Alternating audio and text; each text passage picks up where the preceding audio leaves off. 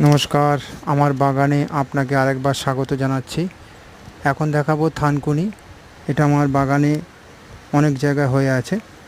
এর বৈজ্ঞানিক নাম সেন্টালা এশিয়াটিকা। এক ধরনের খুব ছোট বর্ষজীবী ভেষজ উদ্ভিদ।